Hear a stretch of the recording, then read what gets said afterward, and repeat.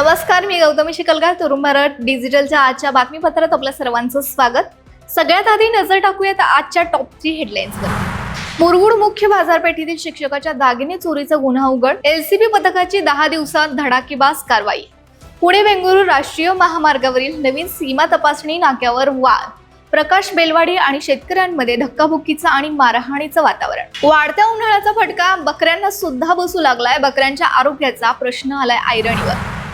पाहुयात यासह महत्त्वाच्या दिवसभरातल्या घडामोडी सविस्तर. मुरगुड येथील मुख्य बाजारपेठेत प्राथमिक शिक्षकाचे सोन्याचे दागिने लंपास करणाऱ्या दोघा चोरट्यांना 10 दिवसाच्या आत एलसीबी पोलीस पथकानं जेरबंद केले. आरोपींकडून 3,11,000 रुपये किमतीचा मुद्देमाल हस्तगत करण्यात आलाय. रसूल सरताज इराणी आणि त्याच्या साथीदार सुमित संदीप दाईंगडे अशी त्यांची नावं आहेत. संशयित आरोपी रसूल इराणी यांच्यावर महाराष्ट्र आणि कर्नाटकात जबरी चोरी आणि NDPS कायद्याअंतर्गत 10 पेक्षा जास्त गुन्हे दाखल असल्याची माहिती पोलिसांनी दिली आहे. हातकणंगले तालुक्यातील खोतवाडी आणि तारदाळ इथं शुक्रवारी पहाटे अज्ञात चोरट्यांनी 2 दुकानं फोडून चोरी केली.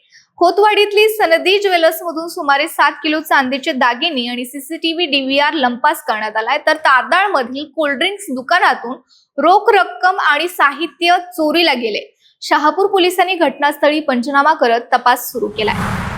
पुणे बेंगळुरू राष्ट्रीय महामार्गावरील नवीन सीमा तपासणी नाका इथं वाहतूक मार्गावरून प्रकाश बेलवाडे आणि शेतकरी यांच्यात आज वाद निर्माण होऊन धक्काबुक्कीसह मारहाणीचा प्रकार घडला. या वादावरून परस्पर विरोधी फिर्यादी दाखल झाल्या. या फिर्यादीमध्ये मारहाण, धमकी दिल्याच्या तक्रारी कागल पोलीस ठाण्यात दाखल करण्यात आल्या. या घटनेमुळे कागल शहरात तणावाचं वातावरण निर्माण झालंय. मुरगुड येथील छत्रपती शिवाजी महाराजस्व समाधान शिबिरावेळी चिमगावच्या भारमल नगर रस्त्याच्या वादातील आंदोलनकर्त्यांनी कागलचे तहसीलदार अमरदीप वाकडे यांचं भाषण सुरू असतानाच प्रचंड घोषणाबाजी करत न्यायाचा आग्रह धरला. तहसीलदार वाकडे यांचं भाषण सुरू असतानाच आंदोलकांनी सभागृहात प्रवेश करत जोरदार घोषणाबाजी केल्यामुळं सभागृहात काही काळ गोंधळ माजला होता. रस्त्याच्या मागणीची पूर्तता न झाल्यास ठिय्या आंदोलनाचा इशाराही त्यांनी यावेळी दिलाय. कोल्हापुरातील करवीर निवासिनी अंबाबाई मंदिराचं पुरातत्व विभागाच्या निर्देशानुसार गेल्या काही महिन्यांपासून संवर्धन सुरू आहे. मंदिराच्या पहिल्या शिखराचे काम सुरू आहे. तसेच मंदिर परिसरातील ओवऱ्यांचं सुद्धा संवर्धन सुरू आहे. यापूर्वी भिंतीआड बंदिस्त झालेल्या ओवऱ्या संवर्धनामुळे खुल्या होत असल्यानं नैसर्गिक प्रकाशामुळे त्या जास्त खुलत होत्या. त्यातूनच भाविक पर्यटकांकडून संवर्धनासंदर्भात सकारात्मक प्रतिक्रिया उमटत आहेत. पन्हाळा येथील सादोबा तलावानजीक असणाऱ्या मस्जिदीचं बांधकाम 24 तासात उतरवून घेण्याचा आदेश पन्हाळा नगरपालिकेने गुरुवारी दिले होते. या अतिक्रमण कारवाईस मुंबई उच्च न्यायालयाच्या कोल्हापूर सर्किट बेंचच्या डिव्हिजन बेंचने तात्पुरती स्थगिती देत पन्हाळा नगरपालिकेने सोमवारी म्हणजेच 15 जून पर्यंत म्हणणं सादर करण्याचे आदेश न्यायमूर्ती माधव जमादार आणि न्यायमूर्ती प्रवीण पाटील यांनी शुक्रवारी दिली आहेत. यावर कुंदन पाटील यांनी आपल्या प्रतिक्रिया व्यक्त केल्या. ते काय म्हणालेत नेमके पाहूयात. आणि पैशाचा अपव्यय आहे. तत्कालीन अधिकाऱ्यांच्या वरती पहिल्यांदा तात्काळ कारवाईची आमची आता प्रमुख मागणी आहे. आमची पुढची भूमिका आहे, आम्ही गेल्या वेळी सांगितलेलं आहे की हा विषय काय आहे. तर संबंधित जे अपिलार्थी आहेत त्यांनी ह्याच्यामध्ये दर्गा आणि त्या ठिकाणचं अनधिकृत बांधकाम याचं आता मिक्सचर केलेलं आहे.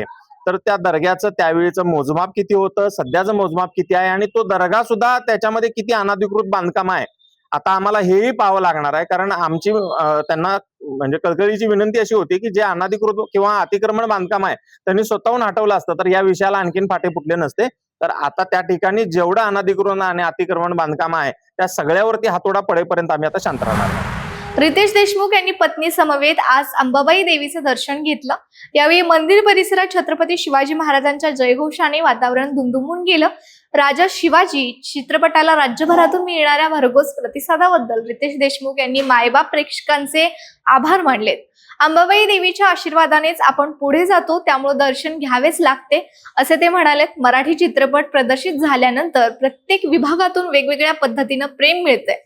कोल्हापूरकरांचे प्रेम माझ्या वडिलांनाही लाभलं आणि मलाही लाभते अशी भावना त्यांनी यावेळी व्यक्त केली. नाही, खरं म्हणजे आपले आराध्यदैवत छत्रपती शिवाजी महाराजांच्या शौर्य गाथेवरती हा चित्रपट राजा शिवाजी आम्ही 1 मे रोजी महाराष्ट्रभर, भारतभर आणि जगभर प्रदर्शित केला.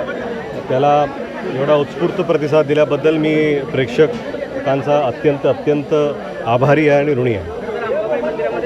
सध्या वाढत्या उन्हाळ्याच्या झळांचा फटका बकऱ्यांना सुद्धा बसू लागला असून बकऱ्यांच्या चाऱ्याचा आणि पाण्याचा प्रश्न गंभीर बनत चाललाय. आता यात मेंढपाळांची सस्य होलपट होत असून उन्हामुळे बकऱ्यांच्या आरोग्याचा प्रश्न गंभीर बनलाय. पश्चिम महाराष्ट्रासह कर्नाटक सीमा भागातील बहुसंख्य गावात धनगर समाजाचे वास्तव्य आहे. अनेक धनगर समाज बांधव मेंढपाळ व्यवसाय करून कुटुंबाचा उदरनिर्वाह चालवतात. प्रत्येक वर्षी पावसाळ्यात मेंढ्यांचं कळप कमी पावसाच्या भागात जातात. पंढरपूर, सोलापूर, सांगली, विजापूर आणि सीमा भागात मेंढपाळ यांचे बकऱ्यांचे कळप जातात.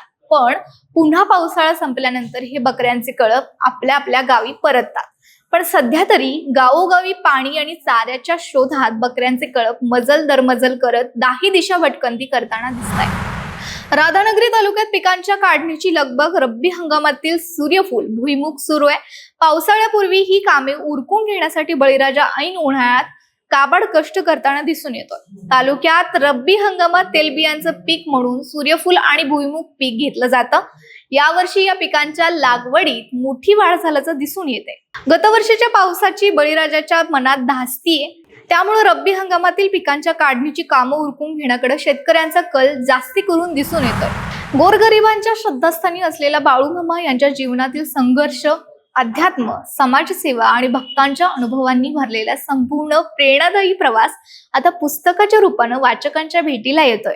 बाळूमामांच्या आयुष्यातील अनेक अज्ञात पैलू, चमत्कारिक अनुभव आणि त्यांच्या कार्याची जिवंत कहाणी या पुस्तकातून उलगडणार आहे. भक्तांसाठी हे फक्त पुस्तक नव्हे तर श्रद्धा आणि प्रेरणेचा अनमोल ठेवा ठरणार आहे. त्यामुळे नक्की वाचा. तर या होत्या आजच्या जिल्ह्याभरातल्या ठळक घडामोडी. अशाच वेगवान आणि अचूक अपडेट्ससाठी पाहत रहा तरुण भारत डिजिटल कोल्हापूर.